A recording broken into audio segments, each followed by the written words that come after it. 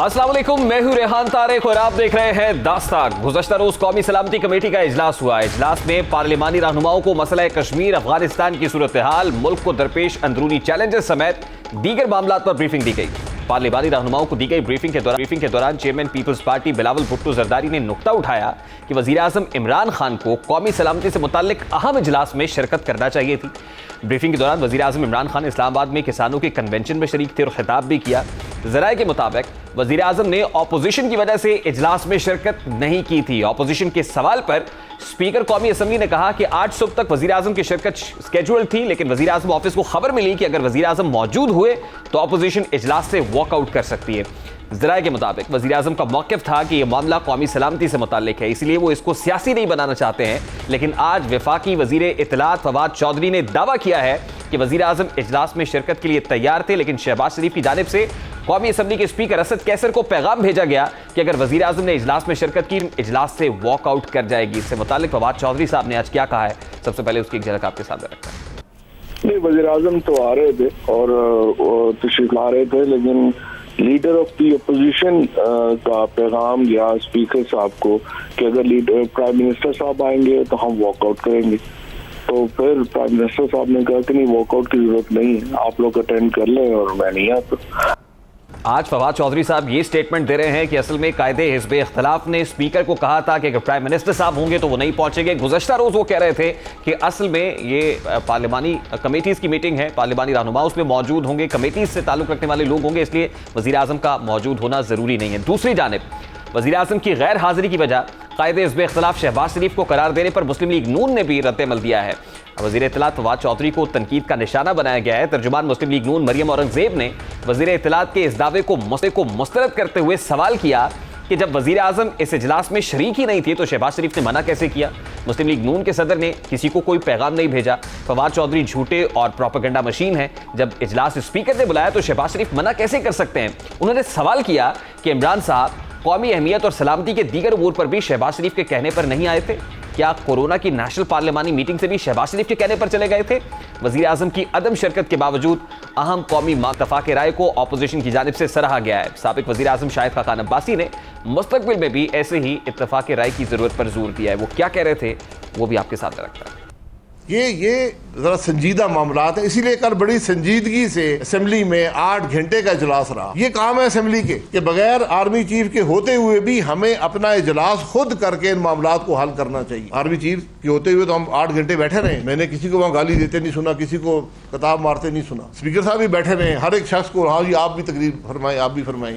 तो ये हम खुद नहीं कर सकते। अब अफगानिस्तान और जियो पोलिटिकल सूरत हाल पर जहां कौमी इत्तफ़ाक़ राय नेशनल कंसेंसस डेवलप करना वक्त की अहम ज़रूरत है, वहीं आलमी सतह पर पाकिस्तान के खिलाफ प्रोपेगेंडा यकीनन खतरे की घंटी भी है। बैनुल-अक़वामी ताकतों के प्रोपेगेंडे का जवाब कैसे दिया जा सकता है। पाक अमरीका और पाक चाइना ताल्लुकात का रुख क्या हो सकता है। इसी मामले पर सेक्रेटरी जनरल मुस्लिम लीग नून एहसन इकबाल ने हुकूमत को मशवरा दिया है। एहसन इकबाल साहब हुकूमत को क्या एडवाइस कर रहे हैं वो बताएं। अगर वज़ीर आज़म और वज़ीर ख़ारजा अपनी ज़बान बंद रखें तो मुल्क का भी भला है और ख़ुद उनका भी भला है, ताल्लुकात भी बेहतर हो जाएंगे। हमारी दोनों से गुजारिश है। मैंने अल्लाह साहब को बहुत पहले कहा था कि अगर मुंह बंद रखे मुल्क बेहतर चलेगा। अब इन दोनों से गुजारिश है यार कि अमेरिका के ताल्लुकात और चीन के ताल्लुकात का दारोमदार आपकी ज़बान और लहजे और गुफ्तगू पर है। अब कौमी सलामती कमेटी के अहम मामले पर, कौमी सलामती के मामले पर, नेशनल सिक्योरिटी इशू के ऊपर अगर इस तरह के मामलात आएंगे, वज़ीर आज़म की अदम मौजूदगी पर सवालात उठाएंगे और ख़ुद हुकूमत की जानिब से इस तरह की कन्फ्यूजन्स क्रिएट करने की कोशिश की जाएगी तो ये सारे का सारा प्रोसेस जो बड़ी बेहतरी से खुश उसलूबी से हुआ है, जिसने अपोजिशन में भी एप्रिसिएशन का मुजाहरा किया है, अप्रिशिएट किया है हुकूमत के इस फैसले को, और कौमी सलामती कमेटी के इस मामले पर जो डिस्कशन हुई है उसको सराहा गया है, तो वहाँ पर ये सारे का सारा मामला यकीनन मुतनाज़ भी हो सकता है। अब इस पर जो सवाल उठाए जा रहे हैं, खासतौर पर शेख रशीद साहब ने गुज़श्ता रोज़ भी मीडिया से बात करते हुए कहा था कि कौमी सलामती कमेटी के इस अहम इजलास के बाद मुल्क की सियासत का धारा रुख भी बदल जाएगा और आइंदा आने वाली सियासत जो है मुल्क की इशू के ऊपर बेस्ड होगी। इसी मामले पर बात करेंगे इस वक्त पाकिस्तान तहरीक इंसाफ के रहनुमा सदाकत अली अब्बासी साहब ने हमें ज्वाइन किया है। अस्सलाम वालेकुम भाई साहब, बहुत बहुत शुक्रिया आपके वक्त के लिए। भाई साहब, सबसे पहले तो ये फरमाइएगा कि वज़ीर आज़म इमरान खान साहब का कौमी सलामती कमेटी इजलास में ना जाना एक मौमा बना हुआ है कि वजह क्या थी। आज फवाद चौधरी साहब ने कहा कि आप वाकई शहबाज शरीफ साहब के मुतालबे पर कायदे ऐवान कौमी सलामती कमेटी के इजलास में नहीं गए? ये बहुत इंपॉर्टेंट मीटिंग थी और इसके बहुत सिग्निफिकेंस है आज के वक्त के लिए और आने वाले वक्तों के लिए। इसको किसी ऐसी बहस में डाल के मेरा ख्याल है इसकी अहमियत को कम ना करें। वजीर आजम ने पॉलिसी बयान पार्लियामान में दे दिया था और उसमें पूरी उसकी वजूहात, उसकी तारीखी पस मंजर, उसके मुस्तकबिल के जो पॉसिबल आउटकम है वो दे दी थी। ये एक ब्रीफिंग थी, कोई मीटिंग नहीं थी, इसका कोई पॉलिसी मीटिंग नहीं थी। ये एक ब्रीफिंग थी जो सिक्योरिटी के इदारों ने और फॉरेन ऑफिस ने देनी थी, उन्होंने दी। वजीर आजम के लिए अगर जाने में कोई पॉलिटिक्स बनती थी तो उसको ये मुनासिब समझा गया कि अगर शहबाज शरीफ साहब की तरफ से कोई एतराज है या कोई शायबा भी है कि इस मीटिंग में कोई ऐसी बात शायद ना हो जाए कि कौमी जो एक वतानियत है, कौमी जो यूनिटी है, इत्तेफाक है, उस पर कोई फर्क आए। भाई साहब दुरुस्त फरमा रहे हैं, इस बात की यकीनन अहमियत ना होती है अगर फवाद चौधरी साहब जो वफाकी वजीर इत्तलात हैं, गुज़श्ता रोज जब उनसे पूछा गया तो वो ये ना कहते कि पार्लिमानी कमेटियों में मौजूद लोग शिरकत करेंगे, वजीर आज़म इमरान खान मौजूद नहीं होंगे। आज जब उनसे पूछा गया तो उन्होंने वाज़े तौर पर कहा कि असल में ऑपोजिशन लीडर का मुतालबा था कि अगर इमरान खान साहब मौजूद होंगे तो वो नहीं आएंगे। तो फवाद चौधरी साहब कह रहे हैं भाई साहब? नहीं, वो तो फवाद साहब ने बात की तो हुकूमत का मौक़िफ़ तो यही है कि शहबाज साहब की रजामंदी पे कि ऑपोजिशन लीडर का कोई एतराज ना हो, वजीर आजम नहीं आए। लेकिन ये उसको चेयर स्पीकर ने करना था और सिक्योरिटी के इदारों ने इसमें ब्रीफ करना था और फॉरेन पॉलिसी पे जो इसके आउटकम है, जो इसकी पाकिस्तान पे रेपरकशंस है, उस पर बात होनी थी। मेरा ख्याल है ये फोकस हट जाना अच्छा चीज नहीं है। इसमें ज्यादा बेहतर बात यह है कि कौम इस पे यकसुई है और कौम जो है वो इस बात पे हमारा कंसर्न है कि अफगानिस्तान को इस तरह की हालत में अमेरिका को और फोर्सेस को एग्जिट नहीं करना चाहिए। मैं तो आपसे ये जानने की कोशिश कर रहा हूं कि क्या वाकई ऑपोजिशन लीडर ने तहरीरी तौर पर लिखा था स्पीकर को कि अगर कायदे ऐवान होंगे तो वो यहाँ पर मौजूद नहीं होंगे? बयान यही वजह थी शायद वजीर आजम ने उस माहौल को मेंटेन करने के लिए और उसको गैर सियासी रखने के लिए वजीर आजम ने ना शिरकत करने का फैसला किया, क्योंकि ऑपोजिशन लीडर की तरफ से ये एक ख्वाहिश का इजहार किया गया था कि उसमें वो चाहते हैं कि इसको बिल्कुल प्योरली थॉरली प्रोफेशनल रखा जाए, इसलिए वजीर आजम का सियासी टच उसमें ना डालने का जो फैसला हुआ। देखिए ना अब्बास साहब, एक रोज पहले वजीर आजम ने पार्लियामान में ऑपोजिशन को दावत दी कि आए और इलेक्टोरल रिफॉर्म्स के ऊपर मिलकर आगे चलते हैं। अगले ही रोज कौमी सलामती कमेटी के अहम इजलास के अंदर खुद इमरान खान साहब मौजूद नहीं थे और अब जो बात आप बता रहे हैं या फवाद चौधरी साहब ने बताई है, इसी तरह रहा तो फिर मामला आगे लेकर चलना तो मुश्किल नहीं हो जाएगा? देखिए, कोरोना में उनमें हमारा इख्तलाफ था। उनकी कोरोना की पॉलिसी थी लॉकडाउन और हमारी थी no lockdown and smart lockdown. इस पे इख्तलाफ था, इसलिए शायद प्राइम मिनिस्टर उनका जो डिफरेंस ऑफ ओपिनियन था इस इशू पे, अफगानिस्तान इशू पे, सिक्योरिटी इशू पे कोई इख्तलाफ नहीं है। लिहाजा ये मेरा ख्याल है दो अलग मिसालें हैं और दो अलग एग्जाम्पल्स हैं। अगर वो इसको जिन लोगों ने ये कोई, मैं तो जैसे बताया, कोई यहाँ मुशावरत नहीं होनी थी, यहाँ पे वन वे ब्रीफिंग थी और ऑपोजिशन हुकूमत रोज ब्रीफिंग लेती है, वजीर आजम रोज ब्रीफिंग लेते हैं, उनको रोज अपनी एजेंसीज रिपोर्ट करती हैं। नहीं भाई साहब, देख रहा है शाहिद खाकान अब्बासी साहब ने भी कहा आज प्रेसर के अंदर, मरियम औरंगजेब साहिबा ने भी जवाब दिया कि ऑपोजिशन लीडर की तरफ से अगर कोई तहरीरी तौर पर दरखास्त दी गई है या लिखा गया स्पीकर को तो सामने ले आइए। जी, अगर आपने मरियम औरंगजेब साहिबा की प्रेस कॉन्फ्रेंस का आपने हवाला दिया, शाहिद खाकान साहब का दिया, तो उसमें फवाद चौधरी साहब जो हुकूमत के तर्जुमान है और वजीर इत्तलात है, उनकी तरफ से ये खबर जाहिर है कोई ऐसी अंदाजा तो नहीं है, ये खबर हुकूमत की तरफ से है कि उन्होंने इस पे दरख्वास्त की थी कि वज़ीर आज़म शरीक ना हो, तो उस पर शरीक नहीं हुए। लेकिन मैं दोबारा कहता हूँ कि उनका शरीक होना या ना होना, वज़ीर आज़म ऑन बोर्ड है, वज़ीर आज़म को ब्रीफिंग की जरूरत नहीं है। He was always already briefing किसको करनी थी? ऑपोजिशन को। तो वहाँ फॉरेन मिनिस्टर, वहाँ पे आपके ISI के सरबराह और आपके आर्मी के सरबराह और दीगर सरबराहों। नहीं भाई साहब, देखिए बहुत सारे ऐसे मामलात हैं जिसपे कायदे ऐवान का, कायदे इस्बे इख्तिलाफ से बात करना जरूरी है, कॉन्स्टिट्यूशनल रिक्वायरमेंट भी है। अब नैब चेयरमैन की तौसीह का मामला आएगा तो उस पर यह कॉन्स्टिट्यूशनल रिक्वायरमेंट है कि कायदे ऐवान, कायदे इस्बे इख्तिलाफ से बात करें। अगर इलेक्शन कमीशन ऑफ पाकिस्तान के अंदर मेंबरान की तकर्री का मामला है तो कॉन्स्टिट्यूशनल रिक्वायरमेंट है कि कायदे ऐवान, कायदे इस्बे इख्तिलाफ से बात करें। तो दोनों का ऑन बोर्ड होना तो जरूरी है भाई साहब बहुत सारे मामलात पर। कॉन्स्टिट्यूशनल रिक्वायरमेंट ये है कि उन दोनों का ऑन बोर्ड होना जरूरी है, उन दोनों का एक टेबल पे बैठ जाना अच्छी बात तो है, लेकिन ये कोई कॉन्स्टिट्यूशनली कोई इसका ये कोई प्री रेक्विजिट नहीं है कि उनका बैठना, उनका ऑन बोर्ड होना, डिसीजन पे ऑन बोर्ड होना, और वो कमेटी लेवल पे उनके रेप्स सारे बैठते हैं, और वो अगर चाहे वो जुडिशियल रिफॉर्म हो, चाहे वो इलेक्टोरल रिफॉर्म्स हो, चाहे वो दीगर इश्यूज हो, उनका इकट्ठा ऑन बोर्ड होना, चाहे इलेक्शन कमीशन के मेंबर्स हो या नैब के चेयरमैन हो, वो डिस्कशन होती है और डिस्कशन थ्रू रेप्स होती है और वो हो भी सकती है। अगर कभी जरूरी समझा गया पॉलिटिकली तो ऑपोजिशन लीडर और प्राइम मिनिस्टर इकट्ठे बैठ भी जाएंगे, इसमें ये कोई इशू नहीं है। इशू ये है कि they should be on one page on policy, they may not be in one room और वन सिटिंग। नहीं, ये मिजाज आपको देखे, वो पॉलिटिकल पार्टीज हैं, उन्होंने थोड़ी बहुत इसमें सियासत करनी है, उनको इजाजत दी जाए कि वो सियासत करें। बाकी इलेक्टोरल रिफॉर्म पे मेरा ख्याल है कि वो भी शायद टॉप लेवल पे मीटिंग ना हो, वो भी नीचे कमेटी लेवल पे मीटिंग होगी और टॉप लेवल पे उसको एंडोर्स किया जाएगा। मेरे नहीं ख्याल कि वजीर आजम या ऑपोजिशन लीडर को टेक्निकल आदमी है तो उनको टेक्निकलिटीज का पता है, इसलिए वो भी जो लोग पीपल ऑफ द फील्ड हैं। अच्छा, चलिए लास्टली मुझे बताएं कि इस वक्त वजीर आज़म इमरान खान का कैटेगोरिकल स्टांस है कि वो मिलिट्री बेसिस नहीं देंगे या अमेरिका से मुतालिक जो कुछ कहा जा रहा है कि हम मुज़ाकरात में तो शराकतदार हो सकते हैं, अमन में शराकतदार हो सकते हैं, जंग में शराकतदार नहीं होंगे।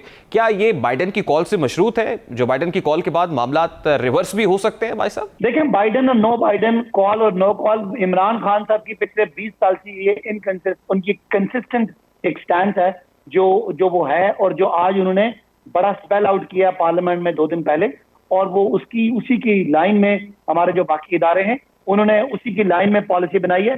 बाइडन की कॉल आना ना आना मेरा ख्याल है इर्रिस्पेक्टिव ऑफ, पाकिस्तान ने अपना पॉलिसी बयान दे दिया है तो हम अमन में अपना कंधा देने के लिए तैयार हैं, लेकिन किसी एक फरीक को या किसी जंग में हम कभी भी अपने आप को शरीक नहीं करेंगे। बड़ा वाज़ेह पैगाम दिया है कि पाकिस्तान की रियासत ने जो माजी में गलतियां की थी वो गलती दोबारा नहीं दोहराई जाएगी, और वो अमेरिका से हम अच्छे ताल्लुकात के ख्वाह हैं, अमेरिका एक सुपर पावर है और उसकी वो है, लेकिन हम अपने आप को, अपने अड्डों को, अपने रिसोर्सेज को किसी पड़ोसी मुल्क के किसी कॉन्फ्लिक्ट में हम पार्टी नहीं बनेंगे, हम कॉन्फ्लिक्ट रेजोल्यूशन में पार्टी बनने के लिए तैयार है। ये बड़ी वाज़ेह लाइन है, मेरा ख्याल है अमेरिकन को भी इस बात का पता है, और पाकिस्तान ने जो नुकसान किया $150 अरब का और अपने 1 लाख के करीब जानों का, मेरा ख्याल है उसका इदराक उसको होना चाहिए।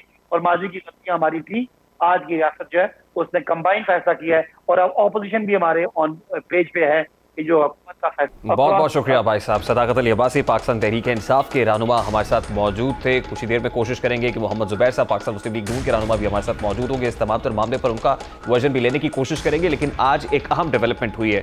20 बरस तक 10,000 अमरीकी फौजियों का हेडक्वार्टर अफगानिस्तान का ग्वांतानामो कहलाया जाने वाला काबुल से 40 किलोमीटर दूर बटग्राम एयरपोर्ट आज खाली करा लिया गया।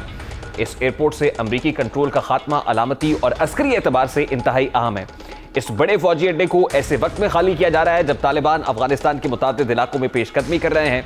अफगानिस्तान के मुस्तकबिल का तयन भी यही एयरपोर्ट करेगा। अगर अफगान हुकूमत बटग्राम एयरपोर्ट पर मौजूदगी बरकरार रख पाती है, अगर कंट्रोल उस पर बरकरार रख पाती है, तो वो काबुल का दिफा भी कर सकती है। बैनुल-अक़वामी खबर रसा इदारों के मुताबिक इस वक्त तालिबान बटग्राम एयरबेस के अतराफ में मौजूद हैं। उनकी नज़र भी अमरीकी फ़ौज के छोड़े गए असलहे और दीगर तनसीबात पर है और वो कोशिश करेंगे कि किसी तरह एयरबेस पर कब्जा हासिल कर लें।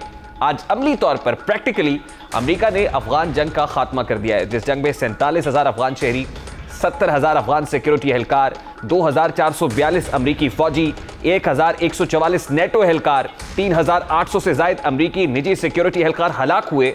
जिस जंग में तोरा बोरा के पहाड़ों को रेगिस्तान बनाया गया, जिस जंग पर अमरीका ने 20 खरब 260 अरब डॉलर अखराजात किए। बेपनाह जानी और माली नुकसान और तवील तरीन जंग खत्म करके अमरीका अफगानिस्तान की सलामती अफगान हुकूमत पर छोड़ कर जा रहा है। बटग्राम बेस से अमरीकी अफवाज के इनखला का तालिबान क़यादत की जानिब से खैर मकदम किया जा रहा है। तालिबान तर्जुमान के मुताबिक इस इक़दाम के बाद अफगान अवाम अपने मुस्तक़बिल का फैसला आपस में खुद कर सकेंगे। अमरीका अफगानिस्तान से निकल रहा है, तालिबान के खिलाफ कार्रवाई के अहम मरकज़ को खाली कर दिया गया है, लेकिन अफगान अवाम अभी कन्फ्यूजन का शिकार है, वो तज़ब्ज़ुब का शिकार है, अनसर्टेनिटी है, गैर यकीनियत है, वो अपने मुस्तक़बिल के बारे में फ़िक्रमंद भी हैं। अफगानिस्तान में खाना जंगी के ख़तरात मंडला रहे हैं, जिसके बायस आज 20 बरस के बाद भी अफगान अवाम खुद को तन्हा महसूस कर रहे हैं। यकीनन आलमी बरादरी को इस बारे में संजीदगी से गौर करना होगा। ये बड़ा अहम मामला है और इंटरनेशनल स्पेक्ट्रम के ऊपर एक अहम चेंज भी है जो आ जाए। यहाँ एक ब्रेक लेंगे और ब्रेक के बाद जब वापस आएंगे तो फिर बात करेंगे कि वज़ीर आला पंजाब ऑफिस नैब रेडार पर कैसे आया है। इस अहम मामले पर को उठाएंगे और ताहिर खुर्शीद साहब को जो नैब का कॉल अप नोटिस है उस मामले पर भी बात करेंगे। इस ब्रेक के बाद हमारे साथ रहिएगा।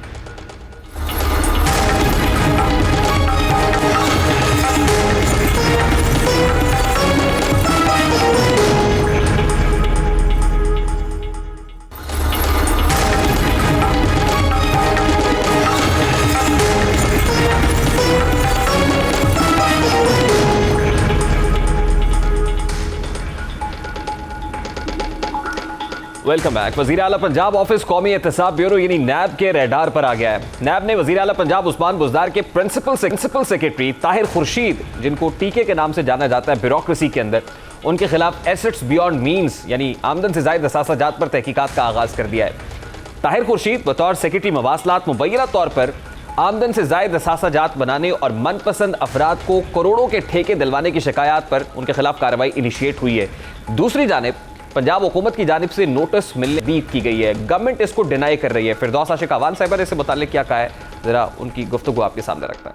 देखिए, जो उनका ताहिर खुर्शीद साहब का मौक़िफ़ है वो बड़ा वाज़ेह है कि उनको अभी तक नोटिस नहीं मिला, और मीडिया की स्क्रीन पे अगर नोटिस चल रहा है तो यकीनन नैब से किसी ने मीडिया के साथ शेयर किया होगा, लेकिन जब तक उनके पास नोटिस पहुंचता नहीं, मसूल नहीं होता, उसके साथ उनको वो TOR या कोई जुड़ा SOP के वो क्यों बुलाया गया है, मकसद क्या है, उसके पीछे क्या इन्फॉर्मेशन रिक्वायर्ड है, तो उसको देखने के बाद ही कोई मौक़िफ़ वो दे सकते हैं। लेकिन तो ये शाही ख़ानदान की हुकूमत नहीं है कि दरबारी हवारी और सारे उनके जो मनपसंद खुशामदी हैं वो अवाम को चूना लगाएं। अब ताहिर खुर्शीद को वज़ीर आला पंजाब सरदार उस्मान बुज़दार के इंतहाई करीबी और बाएतमाद दोस्तों में शुमार किया जाता है। वो मुख्तलिफ ओहदों पर फाइज रहे हैं और कमिश्नर डी खान रहे हैं। इसी दौरान उन पर एक 12 स्केल वाले को चीफ ऑफिसर म्यूनसिपल कमेटी तोनसा शरीफ लगाकर 15 करोड़ की करप्शन का इल्ज़ाम भी आयद किया गया था, जिसका नैब मुल्तान में केस भी चल रहा है। अप्रैल में वो मुल्तान हाई कोर्ट में पेश भी हो चुके हैं। उनके करियर का अगर जायजा लिया जाए तो 13 सितंबर 2019 को सेक्रेटरी इंडस्ट्रीज से उन्हें सेक्रेटरी मवासलात तैनात किया गया था 2019 में।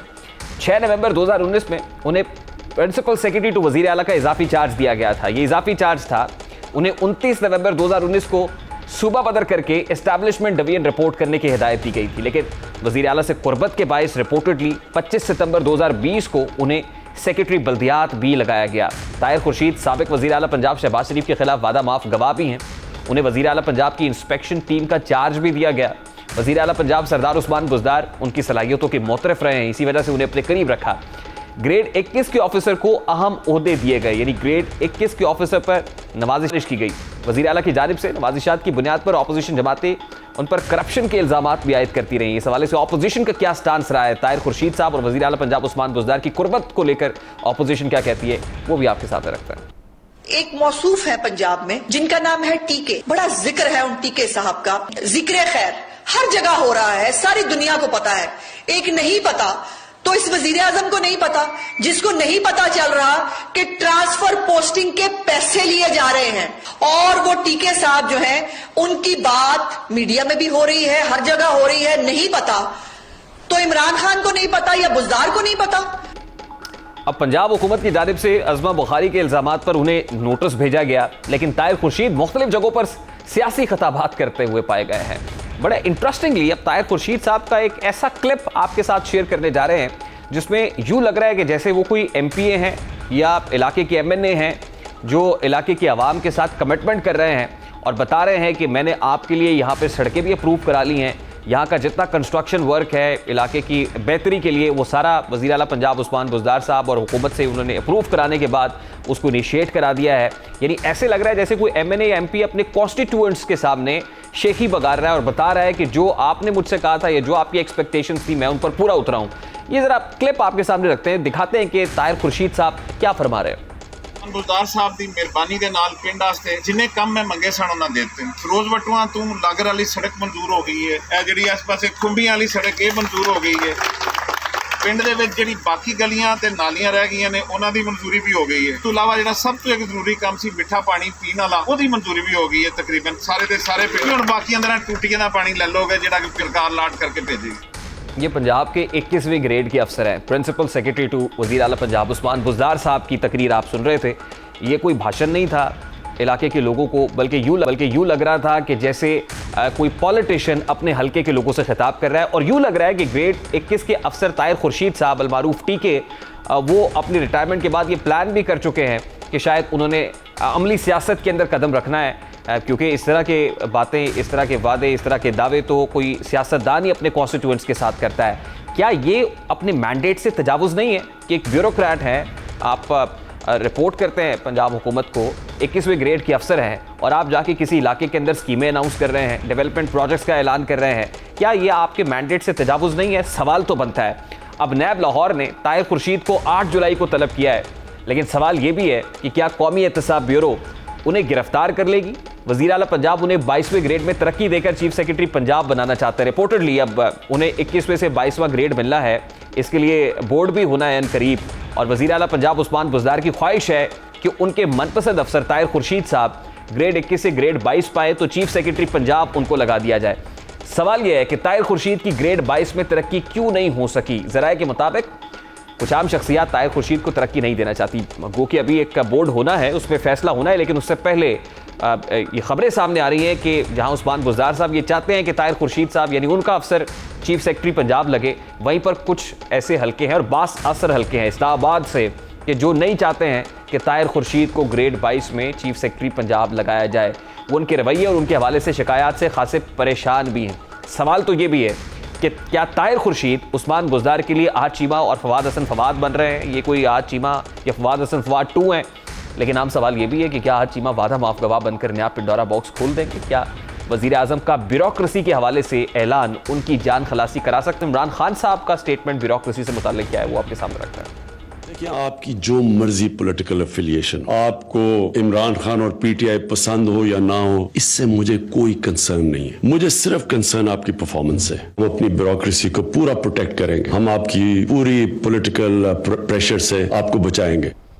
अब उस्मान बुज़दार साहब जो कर रहे हैं, दूसरे इमरान खान साहब का ये स्टेटमेंट है, लेकिन अहम बात यह है कि ताहिर खुर्शीद साहब यानी टीके को कॉल अप नोटिस के बाद इस वक्त ब्यूरोक्रेसी के अंदर एक भूचाल है, क्योंकि टीके ग्रुप जो है वो बड़ा मशहूर है पंजाब के अंदर, और इस वक्त उनके ग्रुप के लोग भी खासे परेशान दिखाई दे रहे हैं कि इस सिलसिले का आगाज़ हो गया है, लेकिन ये सिलसिला कहाँ जाकर थमेगा, ये मामला कहाँ तक जाएगा, इसी सारे मामले पर बात करेंगे। इस वक्त हमारे रिपोर्टर जो नैब की बीट करते हैं सऊद बट हमारे साथ मौजूद हैं। अस्सलाम वालेकुम सऊद, बहुत बहुत शुक्रिया आपके वक्त के लिए।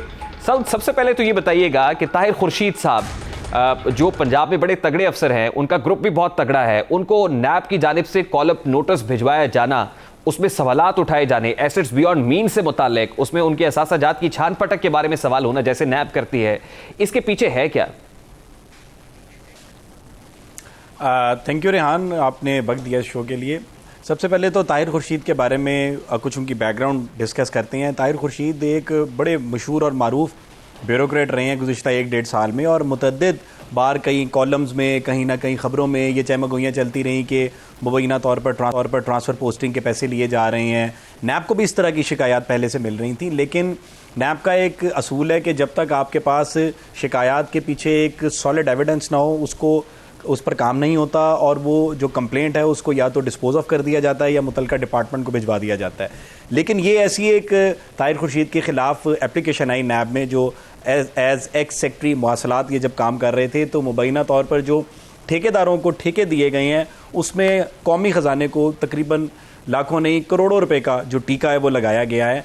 पहले नैब ने इस पर काम किया है, तमाम तर जो रिकॉर्ड है वो मुतलका इदारों से इकट्ठा किया है, नैब के पास इसके सॉलिड एविडेंसेस मौजूद हैं। इसके बाद ही ताहिर खुर्शीद साहब पर assets beyond known source of income की एक कंप्लेंट जो है वो लॉन्च हुई थी, उसी सीवी स्टेज पर यह केस है, और ताहिर खुर्शीद को बुलाया भी इसी केस में गया है, और सवाल ये किया गया है ताहिर खुर्शीद से, बड़ा तफसीली जो उनका कॉल अप नोटिस है इसके अंदर, जिसको वो अभी तक गवर्नमेंट ऑफ पंजाब डिनाई कर रही है, इसमें यह वाजे किया गया है कि आपके जितने भी मूवेबल और इमूवेबल प्रॉपर्टीज़ हैं, आपकी गाड़ियाँ हैं, आपके पास प्लॉट्स हैं, आपके पास ज़रूरी ज़मीन है, आपकी फैमिली इनहेरिटेड प्रॉपर्टीज़ हैं, इसका रिकॉर्ड आप लेकर आएँ 8 जुलाई को दिन 11 बजे। साथ ही साथ ये कहा गया है कि आपने इनकम टैक्स कितना जमा कराया, आपका FBR का रिकॉर्ड क्या है, आपके ओरिजिनल प्रॉपर्टीज़ के डॉक्यूमेंट्स क्या हैं, वो लेके आप नैब टीम के सामने पेश हो जाएं।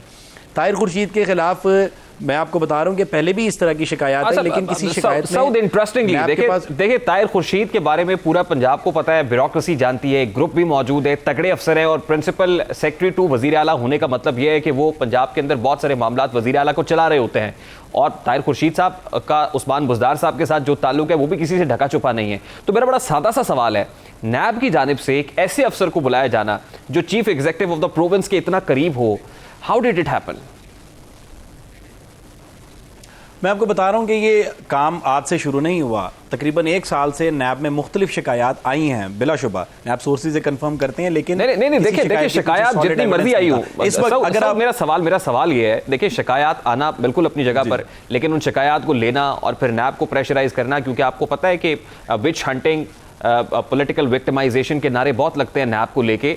At this point in time Usman Buzdar साहब जो चीफ एग्जीक्यूटिव, जो तब्दीली की अलामत है, उनके प्रिंसिपल सेक्रेटरी को नैब बुला ले, ये इसके पीछे यकीनन कुछ ना कुछ तो है सऊद भट्ट साहब। देखें रेहान, अगर आप इस तरफ बात करें तो बिलाशुबा आपकी बात बिल्कुल ठीक है और कुछ ना कुछ नहीं, बहुत कुछ है इसके पीछे। देखिए, हाई पावर सिलेक्शन बोर्ड का इजलास है प्राइम मिनिस्टर की ज़ेर सदारत, जिसके अंदर ताहिर खुर्शीद साहब का नाम है, ACS पंजाब इनाम बुखारी का नाम है, जो कैप्टन सैफ अंजुम है उनका नाम है, जिनको ग्रेड 22 में तरक्की दी जानी है। और ताहिर खुर्शीद की जो एक पूरी ब्यूरोक्रेटिक लॉबी है, जो उनका एक पूरा ग्रुप है, ये क्लेम्स लेता फिर रहा है कि ताहिर खुर्शीद साहब को 22वें ग्रेड में तरक्की दे के चीफ सेक्रेटरी लगाया जाएगा। ऐसे मौके पे इस्लामाबाद में बैठे हुए पावरफुल हल्के इस चीज़ के खिलाफ हैं, क्योंकि वज़ीर आला पंजाब के तो वो फेवरेट कैंडिडेट हैं, लेकिन पावरफुल हल्के ये क्लेम्स लेते हैं कि ताहिर खुर्शीद के ऊपर मुतअद्दिद इल्ज़ामात हैं कि उन्होंने पैसे पकड़े, और ख़ास तौर पे जो गुजरांवाला के DC की तैनाती में 3 करोड़ रुपए लेने का इल्ज़ाम आया था, वो भी घुमा फिरा के ये इल्ज़ाम ताहिर खुर्शीद पर आयद किया गया था। असिस्टेंट कमिश्नर्स हों, डिप्टी कमिश्नर्स हों, सेक्रेटरीज के तबादले हों, छोटे से लेके बड़े तक हर किसी का रेट चल रहा है। ये कई चीज़ें रिपोर्ट हो चुकी हैं। इस मौके पर ये केस का हाईलाइट होना बिलाशुबा ये सिग्निफाई कर रहा है कि ताहिर खुर्शीद के लिए 22वां ग्रेड लेना बहुत मुश्किल है। 2 ग्रुप है, एक ग्रुप वो है जो ये चाहता है कि ताहिर खुर्शीद साहब को 22वां ग्रेड मिल जाए और वो चीफ सेक्रेटरी पंजाब लग जाए। दूसरा ग्रुप वो है जो इसके बिल्कुल काउंटर पे काम कर रहा है और वो चाहता है कि ताहिर खुर्शीद साहब चीफ सेक्रेटरी पंजाब ना लगे। अब एक क्लिप हमने अभी अपने व्यूअर्स के साथ शेयर किया है, जिसमें ताहिर खुर्शीद साहब मौजूद है शेखुपुरा के अंदर, और वहाँ पे ऐसे लग रहा है जैसे कोई MNA MP अपने कॉन्स्टिट्यूएंट्स को बता रहा है कि उन्होंने उस्मान बुज़दार साहब की स्पेशल जो है वो फेवर के साथ आपकी सड़कें भी बनवाई हैं, आपकी जनाब वो गलियां भी पक्की करवा रहे हैं, वो सेवर के काम भी करा रहे हैं। तो ये ताहिर खुर्शीद साहब का ये रूप, ये तो ऐसे लग रहा है जैसे वो अपना पोस्ट रिटायरमेंट अपनी पॉलिटिकल एक्टिविटी प्लान कर रहे हैं। ये क्या है रेहान? ये जो आपने वीडियो क्लिप शेयर की है ना, ये ताहिर खुर्शीद साहब का आबाई इलाका है, शेखुपुरा की ये आगे तहसील है लागर, और ये वहाँ पर एक कॉर्नर मीटिंग टाइप एक मिनी जलसा गाह बनी हुई है। और ताहिर खुर्शीद साहब ये क्लेम ले रहे हैं कि लागर से फिरोज़ बटुआ की सड़क की मैंने अप्रूवल ली है, और वज़ीर आला पंजाब को खुसूसी तौर पर कहा। एक ब्यूरोक्रेट का जो 21वें ग्रेड में है, प्रिंसिपल सेक्रेटरी वज़ीर आला पंजाब का, ये उसका एम्बिट ही नहीं है कि वो जाकर इस तरह की पॉलिटिकल जलसे करे और क्लेम्स ले कि मैं आपके लिए काम कर रहा हूँ। ये चीज़ सिग्निफाई कर रही है कि ताहिर खुर्शीद साहब अब तैयारी कर रहे हैं कि अगर मैं रिटायर हो जाता हूँ या रिटायरमेंट से पहले अगर मैं डिसक्वालीफाई हो जाता हूँ तो मैं कहीं ना कहीं अपनी सियासी बिसात बना लूँ। साथ ही साथ मैं आपको ये बात भी बताऊँ कि PP 38 का ज़िमनी इलेक्शन है सियालकोट में, TK साहब का अपना दामाद उसमें इलेक्शन लड़ रहा है, जिसका नाम एहसन सलीम बरियार है। अब ताहिर खुर्शीद साहब के ऊपर ये इल्ज़ामात भी अब हाईलाइट होना शुरू हो गए हैं कि शायद उस हल्के में जो डेवलपमेंट फ़ंड लिया गया वज़ीर आला पंजाब की खुसूसी नवाजिशात, जिस तरह ताहिर खुर्शीद के अपने इलाके लागर पे लगाए गए शेखुपुरा के डिवीज़न में, इसी तरह की खुसूसी नवाजिशात सियालकोट की PP 38 के लिए भी रखी गई हैं। उनको कुछ मिल भी गई हैं और कुछ क्लेम्स भी ले रहे हैं। जो कैंडिडेट हैं वो बार बार कह रहे हैं कि जी हमारे लिए तो बड़ा कंफर्टेबल माहौल है, अगर आप हमें विन करवाते हैं तो हमारे लिए। इसका मतलब है साउथ के भी तो बहुत सारी स्टोरीज ऐसी हैं जो अनफोल्ड होंगी जैसे जैसे ये मूव आगे बढ़ेगी। लास्टली मुझे ये बता दीजिएगा, क्विकली मुझे ब्रेक पर जाना है, कि कंप्लेंट वेरिफिकेशन स्टेज पर क्या ताहिर खुर्शीद साहब को नैब गिरफ्तार भी कर सकती है?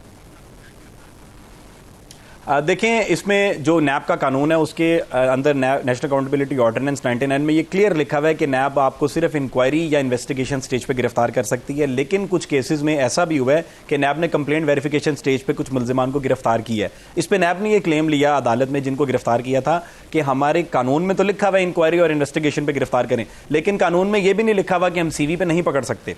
तो ताहिर खुर्शीद की गिरफ्तारी इस स्टेज पे भी हो सकती है, लेकिन सोर्सेज इस बात पर ज़्यादा मुत्तफिक है कि ताहिर खुर्शीद की पहली पेशी पर उनको एक सवालनामा दिया जाएगा जो बहुत डिटेल्ड होगा। उनकी पूरी जो एसेट्स की डिटेल्स हैं जो उनसे मांगी गई हैं उसका जवाब ये देने से अगर कासिर रहते हैं तो एक सवालनामा पकड़ाया जाएगा और उनको 15 दिन के अंदर अंदर जवाब दायर करने का कहा जाएगा। और जो ईद उल अज़हा के बाद गालिबन होगा 8 जुलाई को, क्योंकि पेशी है, 15 दिन का टाइम अगर उन्हें देते हैं कंफर्टेबली तो उन्हें ईद उल अज़हा के बाद का टाइम देंगे और कहेंगे कि आप इसका जवाब दायर करें। अगर ताहिर खुर्शीद 1 से 2 पेशियों पर जवाब दायर करने में नाकाम रहते हैं तो बिलाशुबा कंप्लेंट वेरिफिकेशन स्टेज पे गिरफ्तारी हो सकती है। और ये जिस तरह चीमा की गिरफ्तारी हुई थी, और हाशिमा की गिरफ्तारी बाद में शहबाज शरीफ की गिरफ्तारी का बाइस बनी, फवाद हसन फवाद की गिरफ्तारी बाद में शहबाज शरीफ की गिरफ्तारी का बाइस बनी। तो चीफ मिनिस्टर पंजाब के खिलाफ भी ये एक बहुत बड़ा मुहाज खड़ा हो सकता है। अगर ताहिर खुर्शीद की गिरफ्तारी होती है तो नया पेंडोरा बॉक्स खुल सकता है। हो सकता है यही ताहिर खुर्शीद कल को वज़ीर-ए-आला पंजाब के खिलाफ आदमाफ गवाह बने हो। बहुत बहुत शुक्रिया Saud, keep your eyes on the news. हम आपके साथ साउद बट हमारे रिपोर्टर हमारे साथ मौजूद थे, गुफ्तगू आपने सुनी। अभी क्विक शॉर्ट ब्रेक लेंगे और ब्रेक के बाद जब वापस आएंगे तो फिर बात करेंगे कि बरके पाकिस्तानी अवाम ही पर क्यों गिरती है, यानी ये जो बर्क है, ये जो बिजली है, ये कड़क रही है पाकिस्तानी अवाम के ऊपर और लोड शेडिंग का अजाब क्यों है, इस मामले पर बात करेंगे इस ब्रेक के बाद। हमारे साथ रहिएगा।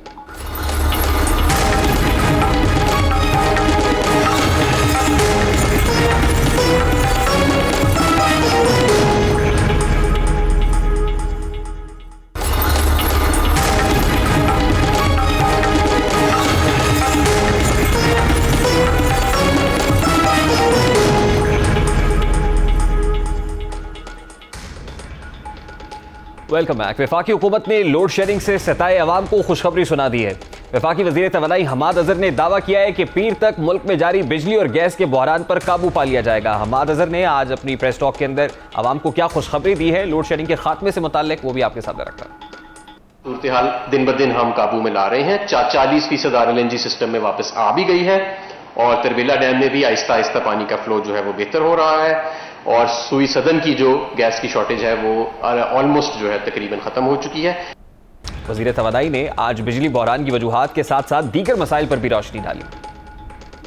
IPPs के साथ रीनिगोशिएट भी किया, तरसीली निज़ाम में बिजली ऐड भी की, सर्कुलर डेट के फ्लो में हम कमी भी लेके आए और फर्नेस ऑयल की जो खपत है उसके अंदर बड़ा जबरदस्त हम जो है वो कमी भी लेके आए। अब वज़ीर तवानाई का दावा है कि मौजूदा हुकूमत गर्दिशी कर्जों पर काबू पा चुकी है। इससे पहले कि हम सर्कुलर डेट की तरफ आए, उससे पहले ये जो मामला हुआ है जिसकी वजह से बताया गया कि कुछ टर्न अराउंड हुआ है जिसकी वजह से जो गैस फील्ड्स हैं उनको बंद किया गया। दूसरी तरफ जो एंग्रो टर्मिनल है उसकी ड्राई डॉकिंग भी जारी है, लेकिन हमाद अजहर साहब कह रहे हैं कि हमने 6 रोज़ का वक्त दिया था, उन 6 रोज़ को कम करके 2 रोज़ कम किए हैं। हम 4 रोज़ के अंदर इसको काउंटरफाइट करते हुए लोड शेडिंग को काफ़ी हद तक इसको ओवरकम करने में कामयाब हो चुके हैं। जहाँ ये खुशखबरी सुना रहे हैं वहीं वो ये भी कह रहे हैं कि जो दीगर ज़राए हैं हमने फर्नेस ऑयल को इस्तेमाल नहीं किया ज़्यादा से ज़्यादा, क्योंकि अपोजिशन ये क्लेम कर रही है कि फर्नेस ऑयल इस्तेमाल करके बहुत सारे ऐसे प्लांट्स को फ़ायदा पहुंचाने की कोशिश की गई है, ऐसे लोगों को कि जिनका अपना वेस्टेड इंटरेस्ट है, जिनके प्लांट्स जो हैं वो गैस से नहीं बल्कि फर्नेस ऑयल से चलते हैं। अब फर्नेस ऑयल से बिजली पैदा नहीं हो रही, वो बिजली में इजाफे की भी दावेदार हैं कि हम ऐसा नहीं कर रहे हैं। यही नहीं बल्कि IPPs को अदायगियों का ऐलान भी किया जा रहा है। जायजा लेते हैं कि वफाकी वजीर का दावा किस हद तक दुरुस्त है। हमाद अजहर के मुताबिक हुकूमत फर्नेस ऑयल से बिजली पैदा नहीं कर रही। अगर बिजली फर्नेस ऑयल से तैयार नहीं की जा रही तो 25 जून को बिजली बहरान से निपटने के लिए जो टेंडर किया गया था, बिजली बहरान से निपटने के लिए पावर प्लांट्स को किस बुनियाद पर फर्नेस ऑयल दरामद करने की इजाजत दी गई, किन वजूहात की बिना पर के इलेक्ट्रिक को 50,000 मेट्रिक टन फर्नेस ऑयल दरामद करने की इजाजतनामा मिला। पेट्रोलियम डिवीजन ने जनवरी 2020 में फर्नेस ऑयल पर आयद पाबंदी 1.5 साल बाद खत्म करके 7 कंपनीज को इजाजत किन वजूहात की बुनियाद पर दी। अब वो कौन से प्लांट्स हैं जिनको फर्नेस ऑयल दरामद करने की इजाजत दी गई है, यकीनन इसकी छाट पटक होनी चाहिए। सवाल तो ये भी है कि PSO को 1,95,000 टन फर्नेस ऑयल क्यों दरामद करने की इजाजत दी गई, वो क्यों कर रहा है? क्या फिर अपनों को नवाजने की तैयारियां हैं? क्या बहरान का सहारा लेकर करप्शन का रास्ता हमवार किया जा रहा है? इस फैसले से कौन कितना फायदा उठाएगा? आज आज़म शाइफ खान अब्बासी ने इसकी वजाहत भी की। वो क्या कह रहे थे वो भी आपके सामने रखता है। आज सिर्फ नाअहली पर खत्म नहीं होती, ये करप्शन है। एक एक फर्नेस ऑयल के जहाज पर 1-1 अरब रुपया कमीशन दी जाती है। मैं वजीर रहा हूँ महकमे, सब मैं जानता हूँ कौन पैसे लेता और किसको देता है। जिस मुल्क में गैस की शॉर्टेज हो, जो टर्मिनल हमारे जमाने में लगा था, वो कंपनी उसको बड़ा करना चाहती है। 1.5 साल 2 साल हो गए, ये फैसला काबीना नहीं कर सकी कि वो कंपनी अपने खर्चे पर बड़ा कर रही है। आपको सस्ती तरीन का रेट देगी अगर आप उनसे लेना चाहें इजाफी गैस। अब बिजली फर्नेस ऑयल से तो नहीं तैयार हो रही, लेकिन दरामद करने की इजाजत दे दी गई है। एक और बड़ा दावा किया गया है कि हुकूमत तो IPPs को अदायगियां करके सर्कुलर डेट कम कर रही है, जबकि पावर डिवीजन के मुताबिक कैपेसिटी सरचार्ज 455 अरब रुपए सालाना अदा किया जा रहा है, जिसमें इस साल मजीद इजाफा मुतवक्के है। पावर डिवीजन की रिपोर्ट के मुताबिक मई 2021 के इख्तिताम पर बिजली के शोबे का गर्दिशी कर्जा 24 खरब 2 अरब रुपए है, जो कि 1 जुलाई 2020 में 21 खरब 53 अरब रुपए था। यानी हुकूमत के सिर्फ एक बरस में गर्दिशी कर्ज में 251 अरब रुपए का इजाफा देखा गया था। जून 2018 तक गर्दिशी कर्जे 1148 अरब रुपए थे, जो सिर्फ 32 महीनों में 2 गुना से भी ज्यादा होकर 2420 अरब तक जा पहुंचे हैं। यानी गुज़श्ता 3 बरस में गर्दिशी कर्जों में 2000 अरब रुपए का इजाफा हुआ है, सिर्फ 3 बरस में। ये पावर सेक्टर के शोबे की कारकर्दगी पर सवालिया निशान नहीं है तो क्या है। इन हालात में आवाम को एक बार फिर महंगी बिजली, लोड शेडिंग और कौमी खजाने को अरबों रुपए का टीका लगने का खदशा है, जिसका बर वक्त हल तलाश करना होगा। या एक ब्रेक लेंगे और ब्रेक के बाद जब वापस आएंगे तो फिर बात करेंगे कि कलदम तहरीक लब्बैक पाकिस्तान के सरबराह साद रिजवी की नज़रबंदी का खात्मा कितना अहम है। इस मामले को उठाएंगे। इस ब्रेक के बाद हमारे साथ रहेगा।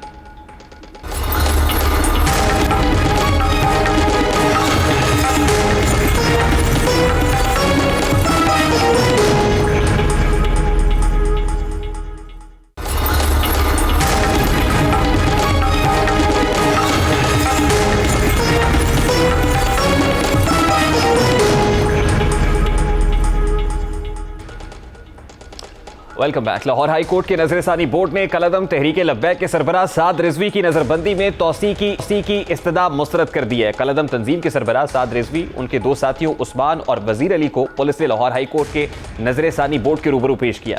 जस्टिस मलिक शहजाद अहमद खान, जस्टिस आलिया नीलम और जस्टिस सदाकत अली खान पर मुश्तमिल नजरसानी बोर्ड ने महकमा दाखिला की जानिब से नजरबंदी की मुद्दत में तौसी की इस्तदा मुस्तरद कर दी। समाअत के बाद साद रिजवी के वकील बुरहान मौसम का कहना था कि नजरबंदी में अभी कुछ दिन बाकी हैं, दीगर मुकदमात में जमानतें दायर करने का फैसला बाद में किया जाएगा। अप्रैल में कलदम तंजीम TLP के सरबराह साद रिजवी का नाम मुश्तबा दहशतगर्दों की फहरिस्त 4th शेड्यूल में शामिल किया गया था। साद रिजवी की जायदाद मुंजमद और शनाख्ती कार्ड ब्लॉक किया गया, जिसके बाद वो ना कोई बैंक अकाउंट इस्तेमाल कर सकेंगे, ना जायदाद की खरीदो फरोख्त कर सकेंगे। सवाल यह है कि क्या साद रिजवी की नजरबंदी खत्म हो जाएगी? क्या कलदम तंजीम के सरबराह को दीगर सहूलियात मैसर आ पाएंगी? क्या उन्हें आज़ादाना नकलो हरकत की इजाज़त मिल पाएगी? क्या उन पर दर्ज दीगर मुकदमात का खात्मा हो सकेगा?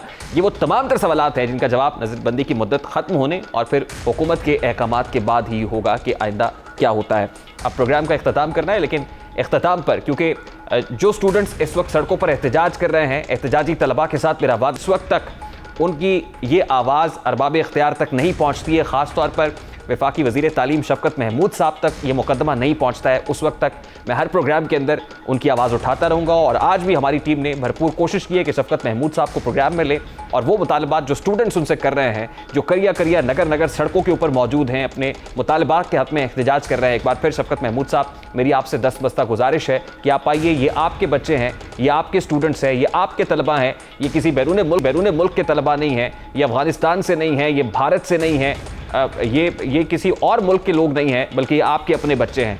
और खुदारा इनको अपना समझिए, इनको गले से लगाइए, इनके मुतालबात सुनिए, ये दरबदर ना हो, ये खार ना हो। और यकीनन ये उम्मीदें और ये रोशन दिए जो अपनी आंखों में सजाए हुए हैं, अगर ये उम्मीदें टूट तो बहुत बुरा होगा। अगर हाथों से उम्मीदों का शीशा छूट जाता है तो पल भर में ही ख्वाबों से भी पीछा छूट जाता है। अगर हम लोग जो कुछ देर लड़ना भूल जाते हैं, सियासी सूरमाओं का पसीना छूट जाता है। ये तो था आज का दस्तक। आपसे मुलाकात होगी इंशाल्लाह अगले हफ्ते। अपना रखिएगा ख्याल। अल्लाह हाफ़िज़।